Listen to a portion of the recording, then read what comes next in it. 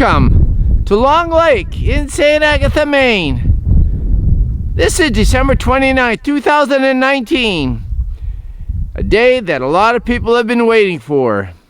This is the day that you can actually put your ice shacks out on the lake. And here we are on December 29th, 2019 on Long Lake in St. Agatha, Maine. And here with me is Paul Bernier. And Paul, you're from where? I'm from Frenchville. Now, we're here on the lake today. What are we doing here? Right now we're placing our cabins, getting ready for ice fishing. And it's a great day. It's like 28 degrees, not much wind, not much snow on the ice, so it's good stuff to work with. Now, Long Lake is a fairly large lake, probably 6,000 acres. Why this particular spot? I mean, this is a big lake, and why are you here on this spot?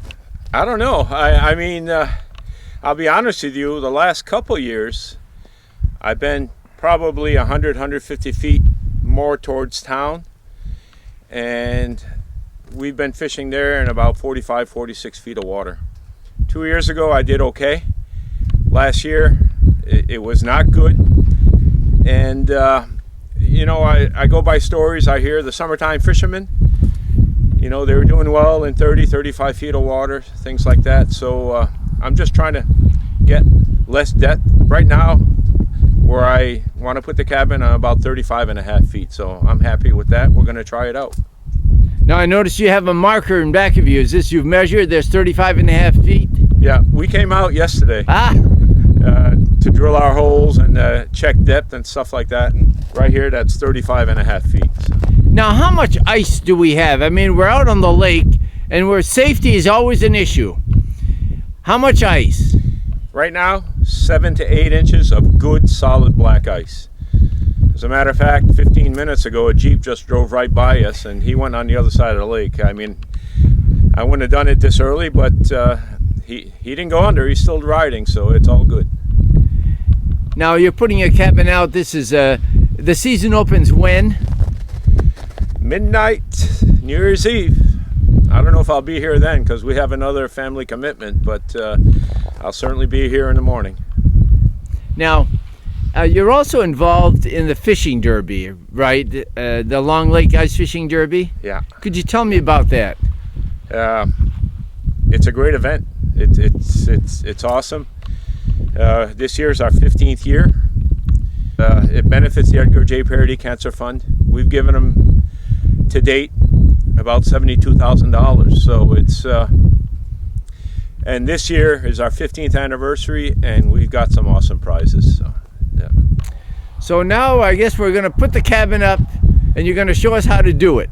Well, I don't know if I'm going to show you how to do it, but I'll show you the way I've been doing it. Very good. Okay. The cabin is brought from shore to the spot on the ice using a snowmobile. The spot has been marked the day before in 35 and a half feet of water. Now the snowmobile is approaching the famous lucky spot. This is where the hole will be dug in the ice and the ice cabin will be fixed onto the hole.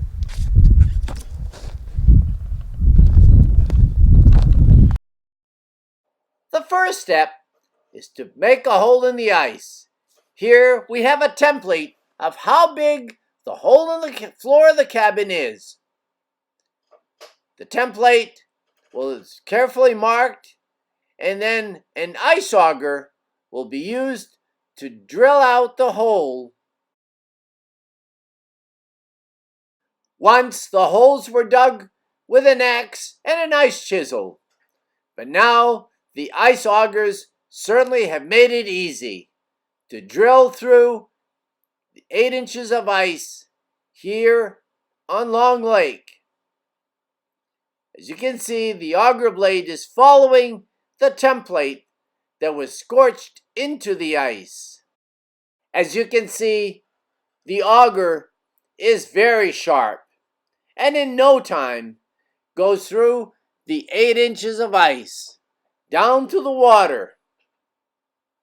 It won't be very long for the entire circumference of the template will be dug out, leaving a hole that is going to be the same size as the hole that's on the floor of the cabin. This year, the ice is clear blue, just like an ice cube would be. The reason for it is that the ice froze while there was no snow on the ice and no snow that fell while it froze. The clear blue ice is very hard and will support a lot of weight. Once the entire circumference of the hole has been dug out, an ice chisel will be used to smooth out the edges. We can see here to break off whatever chunks of ice remain in the hole. Once the hole has been hollowed out, the cabin is then pulled over the hole. Notice the block of ice that's been taken out of the hole. This is going to be used to make a doorstep to the cabin door. This is a view looking inside the front door of the cabin. As you can see, the hole in the floor matches the hole in the ice perfectly. Once the sled has been removed from underneath the cabin is then put on blocks to get it off the ice and to keep it off the ice during the entire winter. With the weight of the cabin and the weight of the snow, the cabin needs to be raised throughout the entire winter. This is the block of ice that was taken from the hole underneath the cabin. It's being squared off using an electric chainsaw. This squared piece of ice is going to be used to make a doorstep. And now we have our step to get into the cabin. Perfect.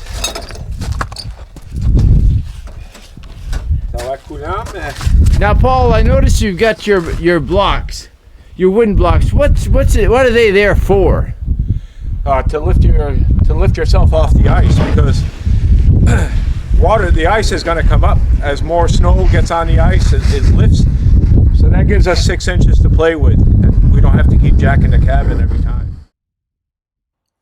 And this is what the ice cabin looks like after it's been placed on the ice.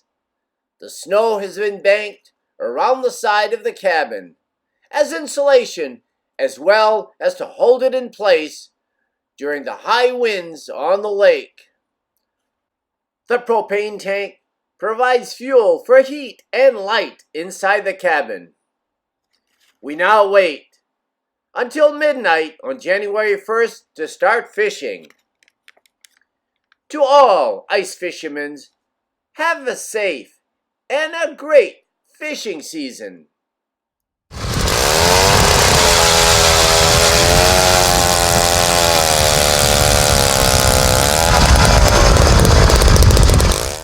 The first step is to bring the ice cabins out onto the ice. A snowmobile comes in very handy to drag the ice cabins out onto the ice. Here we're actually going to be putting 2 cabins on, being towed by 1 snow machine. The fishing spot has already been marked on the ice by putting a stake on the ice. We're now approaching the stake. As you can see, this will be the spot where the cabin will be put up on the ice. This is the cabin that we'll be putting up shortly. As you can see, it's a deluxe cabin complete with solar panels, LED lights, propane stove, actually all the conveniences of home.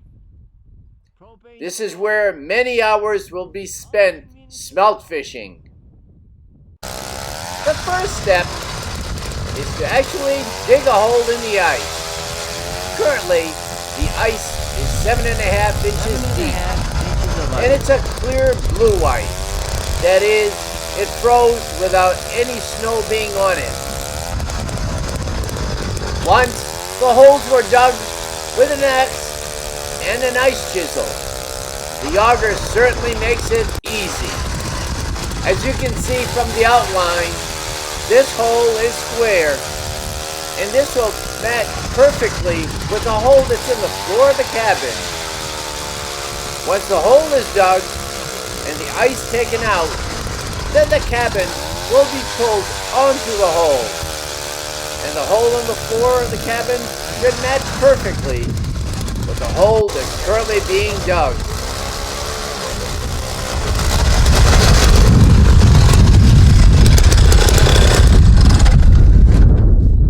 The slush in the hole is then scooped out onto the ice. How are you? Hey, Don. Once the hole has been completely emptied of ice, the ice cabin is then pulled onto the hole. The hole in the floor of the ice shack is going to match perfectly the hole in the ice. The cabin actually rides on a sled, which is then removed from underneath the cabin. Bring it over. However, before the cabin is removed from the sled, we must first make sure that the hole in the ice and the hole in the floor of the cabin align. The cabin that lines up with the hole in the ice. Now that the holes do align, we've got to raise up the cabin just a bit using a high lift jack, putting blocks underneath it, and then the sled can be pulled away, leaving the cabin right over the hole. So we can put some wedges, hold the cabin up. As you can see, the sled has been removed from under the cabin, and now we're in the process of putting wooden blocks so that the cabin is not resting on the ice. Putting the wooden blocks under the cabin is very important. 6 inches of blocks. The weight of the cabin plus the weight of the additional snow, the water will come up onto the ice. Off the ice. Every time the water comes onto the ice, the cabin has to be blocked higher and higher. During the course of the winter, you may end up with 18 inches of blocks underneath the floor of your cabin. Once the cabin has been placed on the ice over the hole and jacked up on blocks, then snow is put around the cabin, not only to insulate the cabin, but also to prevent the cabin from being blown away with the wind. This cabin is ready to go. As you can see, the propane tank is all set up, which will provide fuel for lights and heat. And now we wait for January 1st at midnight, when ice fishing for smelting starts. To all the fishermen, have a great year at smelting and Happy New Year.